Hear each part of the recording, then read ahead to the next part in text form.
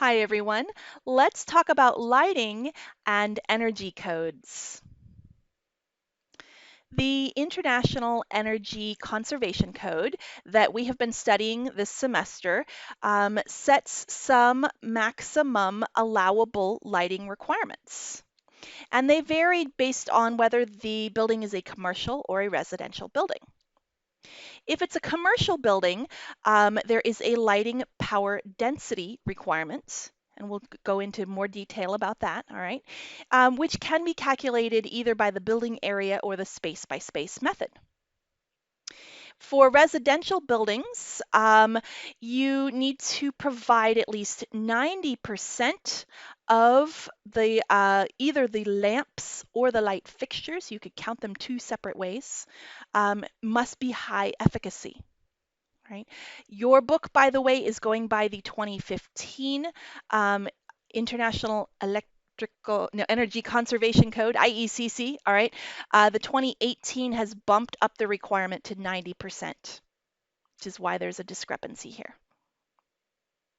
So let's start off by talking about commercial buildings. And with commercial buildings, we need to talk about lighting power density. It's defined as the electricity or the power used for the lighting per the area of the building, and therefore it's watts per square foot. And your textbook here, I've got it right here, all right, gives you a good example. It says the lighting plan for a 1,200 square foot office proposes 20 luminaires at 50 watts each. And they've got 30-watt lamps in each luminaire. What is the LPD, or lighting power density, for the office space? So we've got 50 watts, and that is the rated wattage for the luminaire, because remember that somebody could later come out and change out the lamps. They could change out the bulbs for the maximum for that luminaire. All right, so 50 watts times the 20 total luminaires gives you 1,000 watts of energy use for that building. Okay, that's then divided by the 1,200 square feet, and you get an answer of 0.83 lighting power density.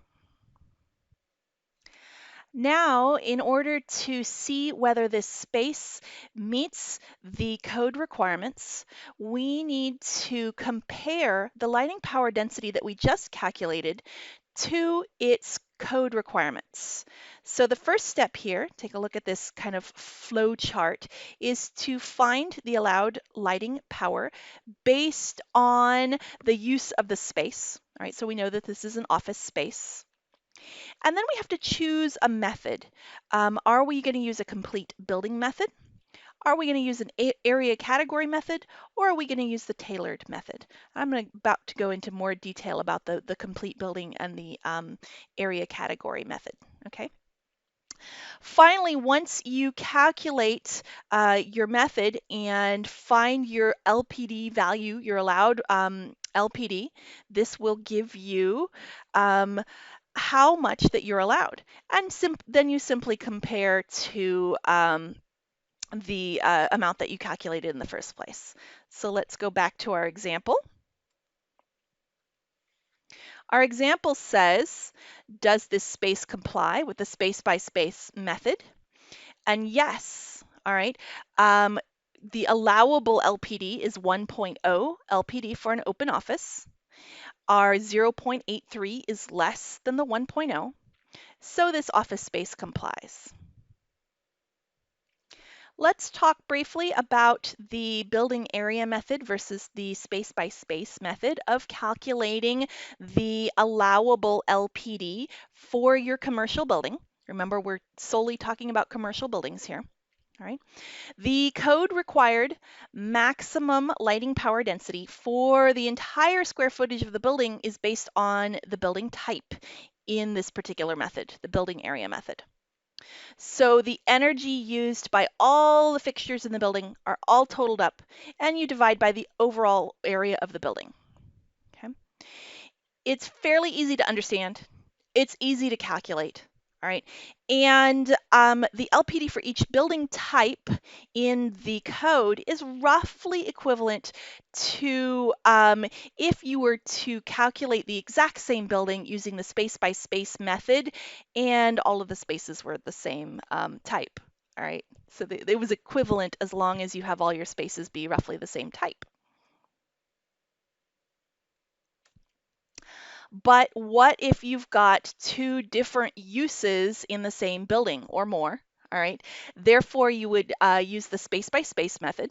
And in this method, the code required maximum lighting power density is calculated using kind of a weighted average of individual areas or uses in your building. It considers each room or space individually. Therefore, it's a more complex calculation. There's more numbers, all right? And there's a little bit of gray area with this one, okay? Because a designer really has to choose exactly which use every space is. And those subjective decisions, is it this or is it that? A designer will often, I mean, we're all human, right? Opt for to decide that this space is counts as the one that has the higher LPD. And this calculation method can therefore sometimes result in higher total energy use.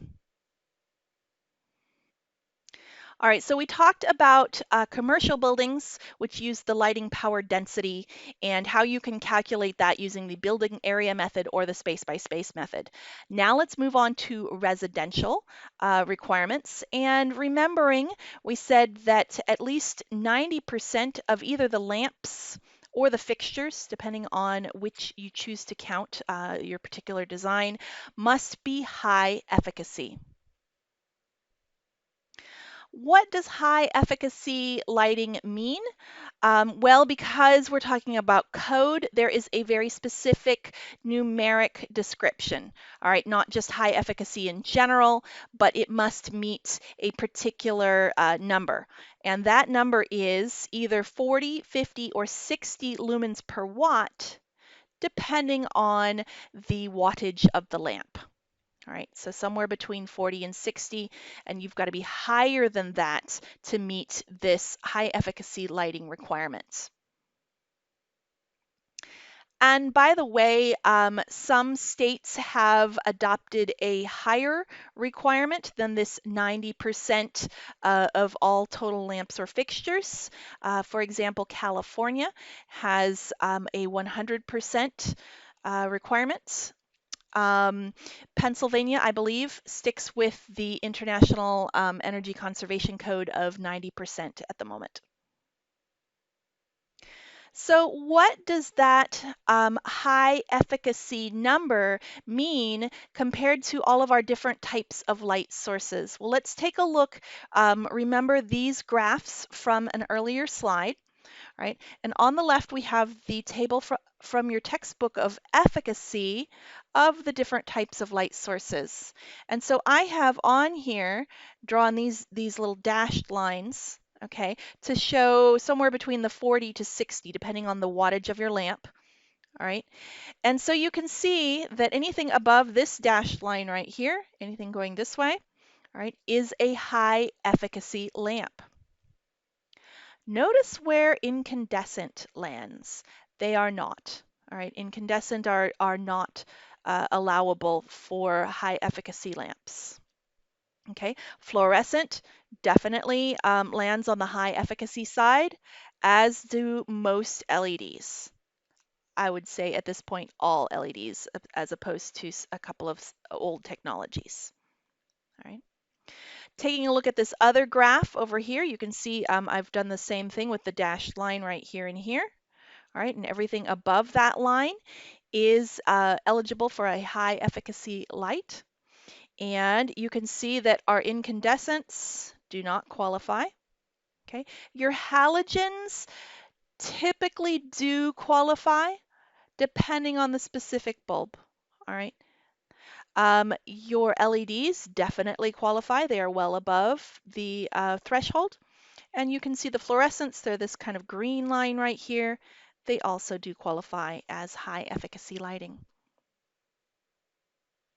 Well, in this video, we tied the International Energy Conservation Code requirements to our general discussion of electric lighting in buildings.